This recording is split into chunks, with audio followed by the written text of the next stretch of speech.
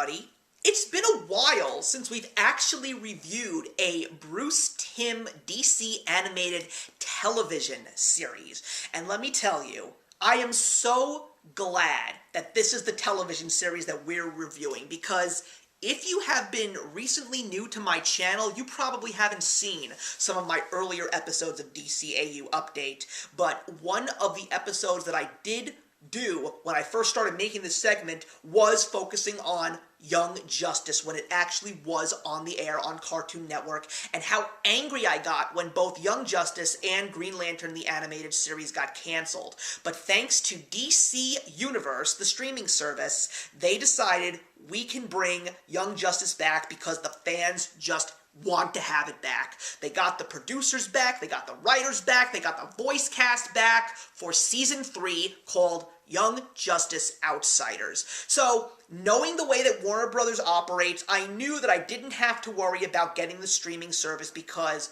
they do capitalize on physical media, and I had a feeling that Season 3 would eventually come out on DVD, and it did, and I watched it, and let me tell you guys, I was extremely satisfied with this third season, and because of the fact that this was not on network television, the writers were really able to kick this story up a notch, make it darker, make it more mature, make it gory, make it even more action-packed, even use a little bit of foul language. Not to the fact like the F word or the S word, but I have a feeling that they are going to go a little bit further because they did in fact renew for Season 4, so I'm even more excited. So, in Justice League Outsiders, we get a couple of stories. One of them starts off with the disbanding of the Justice League, which was definitely a scary thing to see.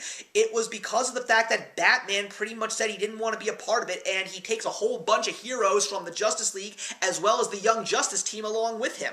But Superboy, Nightwing, and Miss Martian still feel that there is a team that needs to be forged here, and then there are a couple of crazy events that happen in this little place called Markovia.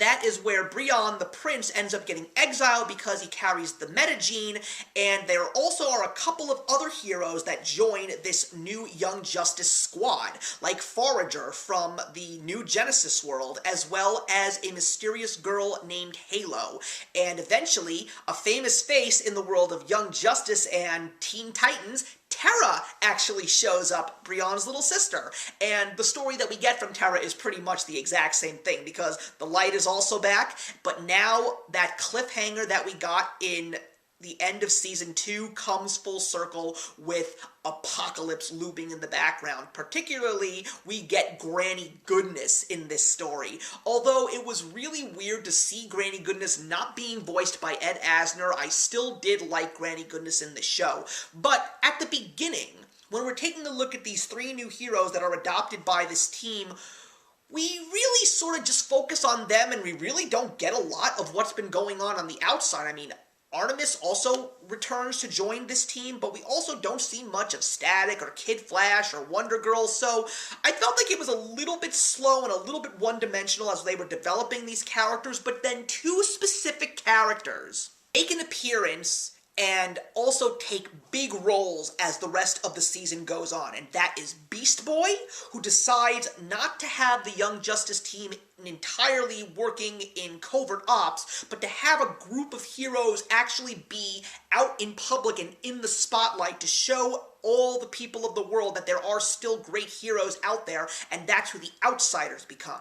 And Beast Boy is the leader of that team, and I really love Beast Boy on this show, but then the other character that they bring in was a character I think we all wanted to see in Young Justice, is Cyborg. I love the character version on this show. There's so much drama around him with the relationship with his father, discovering his powers, and figuring out what he wants to do. What a great story we got with Cyborg. And when we finally get to the end of this season, you are just left satisfied with everything that you see, and you are just excited for what's coming in the next season.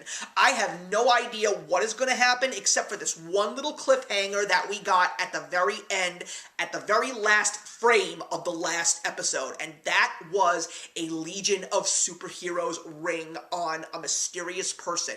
What does that mean for the story? Does this mean that Young Justice is going into the future? Does it mean that we might actually find out what happened to Kid Flash, the original Wally West, we don't know. But that's why I'm so excited. But what I'm also hoping for is we get some new heroes. A lot of people are saying we should hopefully see characters like Raven and Starfire. The thing that I really didn't like about this episode, there were a couple of new additions to the team like Arrowette and Spoiler, and we really didn't get to know them that well.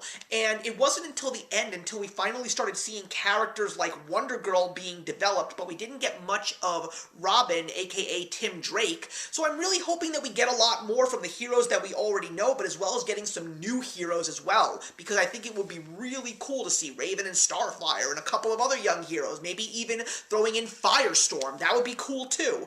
But I'm also really excited to see what happens with the characters that we all know and love, especially Superboy and Miss Martian. Very excited about that. I also love the story they gave Blue Beetle. I hope they expand upon him a little bit more as well. But I think we're going to get a very strong one. And if Season 4 is just as successful as Season 3, I'm really hoping that the DC crew over at Warner Brothers will decide to reinvigorate Green Lantern, the animated series. Because like Young Justice on Cartoon Network, that show also ended on a cliffhanger. And I was really excited to see where that show was going to go, because it ended with a blue ring floating through space. So it would be really cool if both of these shows ended up continuing, because they're both fantastic. But Young Justice Outsiders Season 3, such a great comeback for the show. So glad to see everybody back, including some new faces, and I'm really excited for the next season. So that's it, everybody. Those are my thoughts on Young Justice Season 3, Outsiders. Please throw your comments in the box below. I'd love to talk to you guys about it, and I'm looking forward to another great season of DCAU updates in 2020. Take care.